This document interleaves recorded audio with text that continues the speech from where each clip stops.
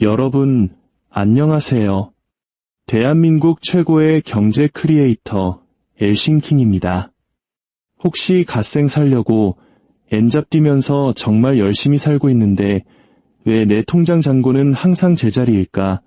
왜 부모님 세대보다 더 아끼고 노력하는데 내 집 마련은커녕 서울 아파트 값은 쳐다볼 수도 없는 지경이 됐을까? 이런 현타 오신 적 없으신가요? 만약 그렇다면 오늘 영상이 바로 당신을 위한 겁니다. 이 시스템의 본질을 꿰뚫어 볼 경제적 지혜의 첫 단추를 끼우고 싶다면 지금 바로 구독 버튼을 눌러주세요. 여러분의 구독이 금융 문맹에서 탈출하고 진정한 부의 길로 들어서는 첫 번째 약속이 될 겁니다. 사람들은 말합니다. 이건 능력주의 사회라고. 열심히 일하고 돈을 아껴 쓰고 차근차근 사다리를 올라가면 누구나 성공할 수 있다고. 소위 코리안 드림은 노력하는 모든 이에게 열려 있다고요. 하지만 그게 사실이라면 예부는 역사상 그 어느 때보다 빠른 속도로 최상위 계층에게만 집중되고 있을까요? 왜 부자는 계속 더 부자가 되고 나머지 우리들은 점점 더 뒤처지고 있을까요? 충격적인 팩트부터 말씀드리죠. 1980년대 대한민국 상위 1%는 국가 전체 부의 약 7%를 소유했습니다. 그런데 오늘날 그들은 32% 이상을 차지하고 있습니다. 이게 과연 그들이 갑자기 5배 더 열심히 일했기 때문일까요? 그들이 우리보다 5배 더 똑똑하거나 혁신적이어서일까요? 아닙니다. 시스템 자체가 불을 아래에서 이로 빨아올리도록 재설계되었기 때문입니다. 일단 이 시스템이 어떻게 작동하는지 그 민낯을 보게 되면 여러분은 이게 결코 우연이나 시장의 실패가 아니라는 걸 깨닫게 될 겁니다. 이건 의도된 설계입니다. 부자들이 더 부유해지는 건 게임의 판 자체가 그들에게 유리하게 짜여 있기 때문입니다. 가난한 사람들이 더 가난해지는 건 모든 규칙, 모든 정책, 심지어 모든 경제 위기마저도 밑바닥에서 불을 착취해 꼭대기로 전달하도록 조작되었기 때문입니다. 이건 개인의 성공이나 실패에 대한 이야기가 아닙니다. 이건 지난 수십 년간 멈추지 않고 돌아가고 있는 거대한 부의 착취 기계에 대한 이야기입니다. 그리고 바로 당신이 우리가 그 기계를 돌리는 연료입니다. 자, 가장 근본적인 메커니즘부터 시작해 봅시다. 바로 자산 인플레이션 대 임금 정체입니다. 1971년 닉슨 대통령이 달러와 금의 연결고리를 끊어버린 닉슨 쇼크를 기억해야 합니다. 그 순간 정부는 이론상 무제한으로 돈을 찍어낼 수 있는 능력을 얻었습니다. 그리고 실제로 그렇게 했죠. 수조, 수십조 달러가 허공에서 창조되었습니다. 하지만 핵심은 이겁니다. 그 돈은 여러분의 지갑으로 들어가지 않았습니다.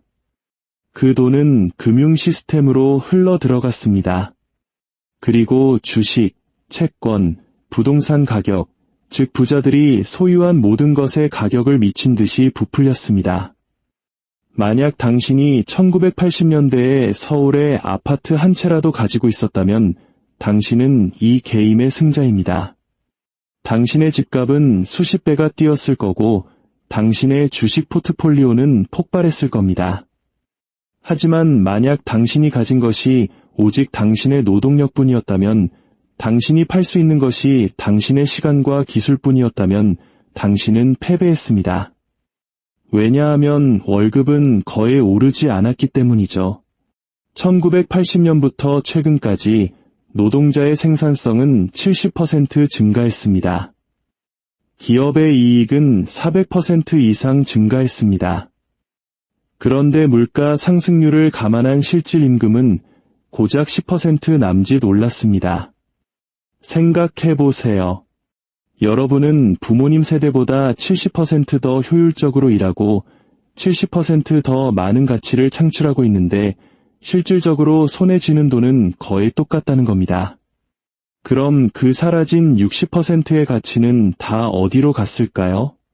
네, 맞습니다. 전북 꼭대기로 주주들에게, 경영진에게, 바로 그 자산을 소유한 사람들에게 빨려 들어갔습니다. 더 구체적인 예를 들어볼까요? 1980년대 대기업 CEO는 평사원보다 약 40배 많은 연봉을 받았습니다. 오늘날 CEO들은 평사원보다 350배 이상을 법니다. 이게 CEO들이 갑자기 10배나 일을 더 잘하게 되어서일까요? 아닙니다. 임원 보상 체계가 월급에서 스톡옵션으로 바뀌었기 때문입니다. 그리고 주식은 돈 찍어내기, 자사주 매입 같은 금융공학 덕분에 그 가치가 폭발적으로 증가했죠. 반면에 실제로 제품을 만들고 고객을 응대하고 수익을 창출하는 노동자들은 여전히 물가 상승률을 겨우 따라가는 시급이나 월급을 받습니다. 이것이 바로 설계에 의한 부의 착취입니다.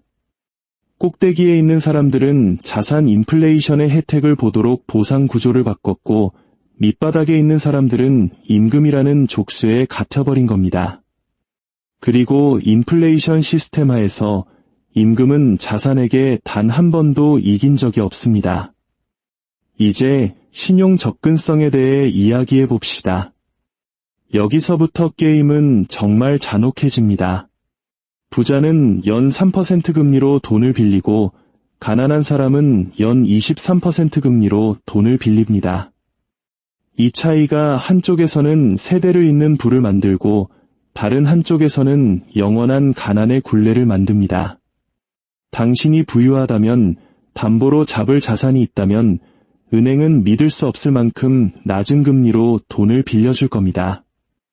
당신은 3%짜리 주택담보대출을 받아 강남에 아파트를 사서 월세를 놓을 수 있습니다. 4%짜리 사업자 대출을 받아 회사를 확장할 수 있죠. 심지어 2% 금리로 주식 포트폴리오를 담보 잡아 더 많은 자산에 투자할 수도 있습니다. 그리고 자산 가격이 당신의 이자율보다 더 빠르게 오르기 때문에 당신은 사실상 돈을 빌리는 것만으로 돈을 버는 셈입니다. 이것이 부자들이 빚을 이용해 더 부자가 되는 방법, 소위 레버리지입니다. 하지만 당신이 가난하다면, 자산이 없다면 신용은 더디됩니다. 출퇴근을 위해 차가 필요해서 12%짜리 캐피탈 대출을 받습니다. 한겨울에 보일러가 고장나서 23%짜리 신용카드 할부로 수리합니다. 대학에 가야 해서 죽을 때까지 따라다니는 학자금 대출을 받습니다. 당신이 돈을 빌릴 때마다 당신은 단지 가난하다는 이유만으로 엄청난 프리미엄을 지불하고 있는 겁니다. 그리고 그 이자는 고스란히 은행의 수익이 되죠. 그 수익은 다시 주주와 임원들에게 흘러 올라갑니다. 이걸 구체적으로 계산해 볼까요? 부자 A씨는 연 3% 금리로 10억을 빌려 투자용 오피스텔을 삽니다. 연간 이자 비용은 3천만 원입니다. 하지만 오피스텔 가격이 연 5%씩 올라 5천만 원의 평가 차익이 생깁니다. 그는 빚을 내서 연 2천만 원을 번 셈입니다.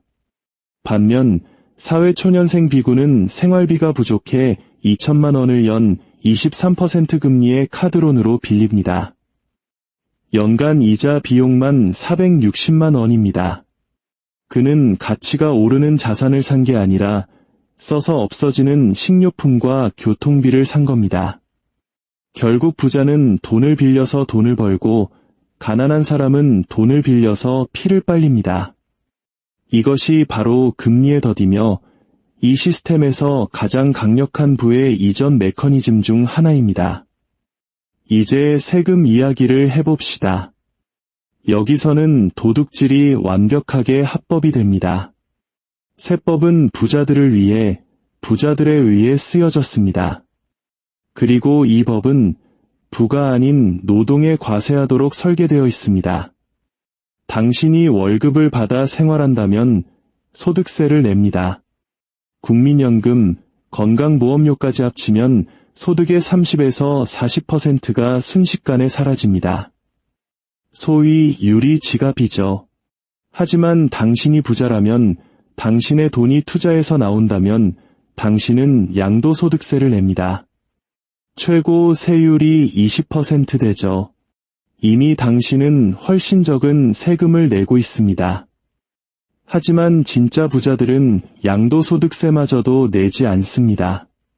그들은 매수, 대출, 사망이라는 치트키를 사용합니다. 작동 방식은 이렇습니다. 당신이 1,000억 원어치 주식을 가지고 있다고 칩시다. 이걸 팔아서 양도세를 내는 대신 이 주식을 담보로 은행에서 돈을 빌립니다. 은행은 낮은 이자로 수백억을 빌려줄 겁니다. 당신은 그 빌린 돈으로 초호화 생활을 합니다. 그런데 빌린 돈은 소득이 아니기 때문에 과세 대상이 아닙니다. 소득세 0원, 양도세 0원, 그냥 빚으로 사는 겁니다. 그리고 당신이 죽으면 당신의 상속인들은 상속 시점의 시가로 주식의 취득가액을 새로 인정받습니다. 이걸 팔아서 당신의 빚을 갚고 나면 세금 한 푼 없이 수천억의 재산이 고스란히 이전됩니다. 이것이 바로 재벌 총수들이 비서보다 낮은 실효세율을 내는 비결입니다. 합법이고 흔한 일이며 오직 최상위 부자들만 사용할 수 있는 방법입니다. 그동안 당신은 당신이 버는 모든 돈에 대해 꼬박꼬박 세금을 냅니다. 당신은 미래에 벌 월급을 담보로 2% 금리로 대출받을 수 없습니다. 당신은 당신의 소득을 자녀에게 세금 없이 물려줄 수 없습니다. 당신은 가장 취약한 형태의 부, 바로 당신의 노동에 대해 가장 높은 세율로 과세당하고 있습니다. 그리고 이건 의도된 겁니다. 왜냐하면 노동은 해외 조세 피난처로 숨을 수 없고 신탁으로 보호받을 수도 없으며 법의 허점을 이용할 수도 없기 때문입니다. 역사로 돌아가 이 패턴을 더 명확하게 봅시다. 미국의 도금 시대 1870년부터 1900년까지 록펠러, 카네기 같은 소수의 산업 자본가들이 국가 전체 산업을 통제할 만큼 막대한 부를 쌓았습니다. 석유, 철강, 은행, 철도. 그들은 미국의 인프라를 소유했고 다른 모든 사람들은 그들을 위해 일했습니다. 임금은 낮았고 노동 환경은 끔찍했으며 아동 노동은 흔했습니다. 노동자들이 단결해서 더 나은 임금을 요구하려면 부자들은 사설 군대를 동원해 파업을 진압했습니다. 말 그대로 노동자들에게 총을 쐈습니다. 이건 자본주의가 아니라 공장이 있는 봉건제였습니다. 부는 유럽 귀족 시대 이래 볼 수 없었던 수준으로 집중되었습니다. 수십 년간의 노동투쟁과 정부의 개입을 통해 독점을 해체하고 균형을 맞추기 전까지 말이죠. 뉴딜 정책, 노동조합, 누진세 등은 모두 부가 민주주의를 파괴할 정도로 집중되는 것을 막기 위해 고안되었습니다. 그리고 한동안은 효과가 있었습니다. 1945년부터 1980년까지 불평등은 감소했고 중산층은 성장했으며 임금은 생산성과 함께 상승했습니다. 역사상 가장 경제적으로 평등한 시기였죠. 하지만 그 후 모든 것이 뒤집혔습니다. 1980년대를 기점으로 모든 정책이 노동보다 자본을 우대하는 쪽으로 바뀌었습니다. 부자 감세, 노조 파괴, 금융 규제 완화, 일자리를 해외로 빼돌린 세계화. 그 결과 빈부격차는 다시 폭발적으로 증가했습니다. 우리는 지금 새로운 도금 시대로 돌아왔습니다. 오늘날의 부자들은 대공황 직전인 1929년보다 더 큰 부의 비중을 차지하고 있습니다. 그리고 도금 시대처럼 그들은 그 부를 이용해 정치 권력을 사고 노동을 억압하며 자신들에게 유리하게 규칙을 다시 쓰고 있습니다. 역사는 반복되고 있습니다. 이제 위기에 대해 이야기해 봅시다. 바로 이 지점에서 부의 이전이 가속화됩니다. 현대사의 모든 경제 위기는 부자를 더 부자로, 가난한 사람을 더 가난하게 만들었습니다. 2008년 글로벌 금융위기부터 보죠. 은행들이 서브프라임 모기지로 도박을 벌이다 전 세계 경제를 거의 붕괴시킬 뻔했습니다. 수백만 명의 평범한 사람들이 집과 직장, 저축을 잃었습니다. 그런데 이 사태를 일으킨 자들은 어떻게 됐을까요? 그들은 구제금융을 받았습니다. 정부는 수조 달러를 찍어 은행에 건넸습니다. 국민의 세금이 월스트리트로 흘러들어갔고 월스트리트는 그 돈으로 헐값에 나온 압류주택들을 사들였습니다. 블랙록 같은 거대 자산운용사, 사모펀드들이 평범한 사람들이 쫓겨나는 동안 수십만 채의 집을 삭스리했습니다. 그리고 이제 그 회사들이 당신의 집주인이 되어 당신이 살던 집에서 당신에게 월세를 받고 있습니다. 그 다음 2020년 코로나 사태가 터졌습니다. 정부는 경제를 셧다운하고 붕괴를 막기 위해 또다시 천문학적인 돈을 풀었습니다. 물론 일부는 재난지원금으로 국민에게 지급됐죠. 하지만 대부분은 기업과 금융시장으로 흘러들어갔습니다. 2020년 3월 폭락했던 주식시장은 6월에 완전히 회복했고 연말에는 사상 최고치를 경신했습니다. 어떻게 가능했을까요? 중앙은행이 시스템에 수조 원을 쏟아부었기 때문입니다. 자산 가격을 떠받치고 금리를 제로로 유지했죠. 만약 당신이 주식을 가지고 있었다면 당신은 부자가 됐습니다. 억만장자들은 팬데믹 기간 동안 역사상 최고의 한 해를 보냈습니다. 그동안 수백만 명의 노동자들은 일자리를 잃었고 자영업자들은 폐업했으며 세입자들은 월세가 밀려 쫓겨날 위기에 처했습니다. 그리고 인플레이션이 치솟기 시작하며 사람들이 가진 얼마 안 되는 저축마저 갉아먹었습니다. 다시 한번 위기는 부자를 더 부유하게, 나머지를 더 가난하게 만들었습니다. 패턴이 보이시나요? 모든 위기는 똑같은 각본을 따릅니다. 무언가 터진다. 정부가 개입한다. 돈을 찍어낸다. 그 돈은 최상위 계층으로 흘러간다. 자산 가격은 회복되거나 폭등한다. 하지만 임금은 오르지 않고 일자리는 돌아오지 않는다. 그리고 밑바닥에 있는 사람들에게는 빚과 인플레이션, 그리고 전보다 더 나빠진 삶만 남게 됩니다. 이건 시스템의 결함이 아닙니다. 이게 바로 시스템이 작동하는 방식입니다. 위기는 부의 이전을 위한 기회입니다.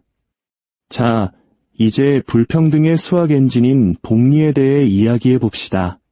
당신이 10억 원으로 시작해서 연 8%의 수익을 낸다고 가정해 봅시다. 10년 후에는 21억, 20년 후에는 46억, 30년 후에는 100억이 됩니다. 당신은 아무것도 하지 않았습니다. 그저 자산을 소유하고 복리의 마법이 작동하게 뒀을 뿐입니다. 하지만 당신이 아무것도 없이 시작한다면, 가진 것이 노동력뿐이라면 당신은 선형소득을 법니다. 일하면 돈을 받고 일을 멈추면 돈도 멈춥니다. 복리 같은 건 없습니다. 오히려 인플레이션이 매년 당신의 구매력을 갉아먹습니다. 그래서 10억으로 시작한 사람과 당신의 격차는 점점 더 벌어집니다. 그가 더 똑똑하거나 더 열심히 일해서가 아니라 그냥 수학 때문에요. 자산의 복리 수익률은 노동의 선형소득을 항상, 언제나 이깁니다.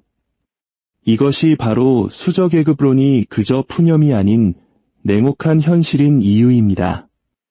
여기에 인플레이션이라는 마지막 층을 더해봅시다. 정부가 돈을 찍어내면 자산 가격이 오릅니다. 집, 주식, 금, 모든 것이 오르죠. 이미 그것들을 가진 사람은 더 부자가 됩니다. 하지만 이제 막 찻집을 사려 하거나 은퇴 자금을 모으려는 당신에게는 모든 것이 더 비싸졌을 뿐입니다. 당신은 시장에서 밀려나고 격차는 다시 벌어집니다. 이것이 바로 한국의 부동산 시장이 망가진 이유입니다. 1990년대 서울의 아파트 한 채 가격은 중산층 가구 연소득의 6배 정도였습니다. 오늘날 중위 가격 아파트는 연소득의 15배가 넘습니다. 이제 평범한 월급쟁이가 서울에 집을 사는 것은 불가능에 가까운 꿈이 되었습니다. 그동안 이미 집을 가진 사람들은 가만히 앉아서 자산 가치가 폭발하는 것을 지켜봤습니다. 그들이 무언가를 해서가 아닙니다. 시스템이 그냥 그들이 가진 것의 가치를 부풀려 준 겁니다. 이것이 잔인한 진실입니다. 이 시스템은 당신이 자본으로 시작하면 이기고 오직 노동으로만 시작하면 지도록 설계되어 있습니다. 자본은 값싼 신용, 낮은 세금, 복리 수익을 얻습니다. 노동은 비싼 신용, 높은 세금, 선형소득을 얻습니다. 자본은 인플레이션으로 이득을 보지만 노동은 인플레이션에 짓눌립니다. 모든 규칙, 모든 정책, 모든 위기 대응은 자본을 보호하고 노동에서 착취하도록 설계되어 있습니다. 그리고 자본을 소유한 사람들이 그 규칙을 만듭니다. 그들은 정치인에게 자금을 대고 언론을 소유하며 여론을 통제합니다. 그래서 당신은 불평등이 개인의 능력, 노력, 선택의 문제라고 듣게 되는 겁니다. 하지만 이건 사실이 아닙니다. 이것은 소유를 보상하고 노동을 처벌하는 시스템의 문제입니다. 그렇다면 우리는 이 사실로부터 무엇을 배워야 할까요?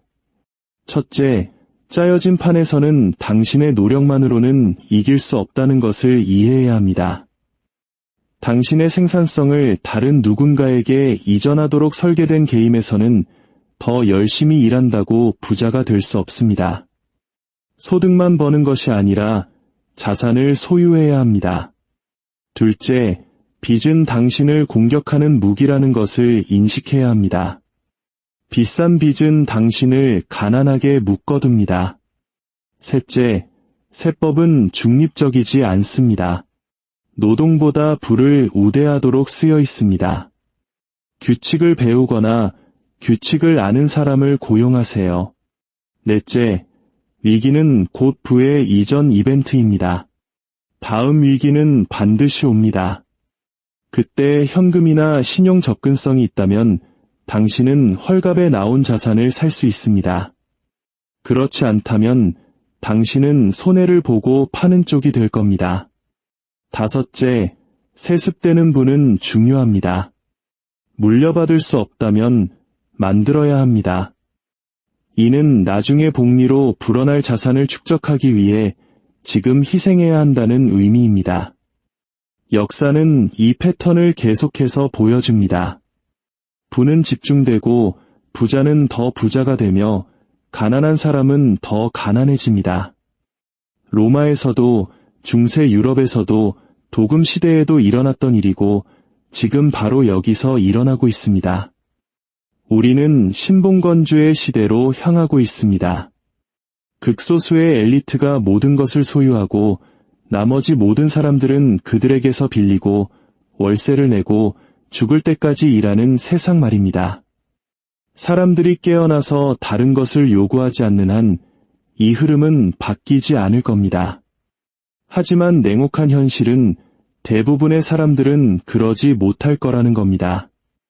왜냐하면 이 시스템은 당신을 계속 정신없게, 분열되게, 그리고 절박하게 만드는데 매우 능숙하기 때문입니다.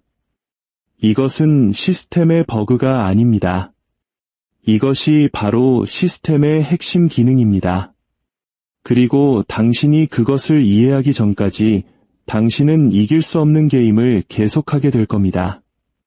오늘 이야기가 여러분께 새로운 관점을 제시했다면 채널을 계속 지켜봐 주십시오. 역사는 답을 알고 있고 저는 여러분이 어디를 봐야 할지 알려드릴 겁니다.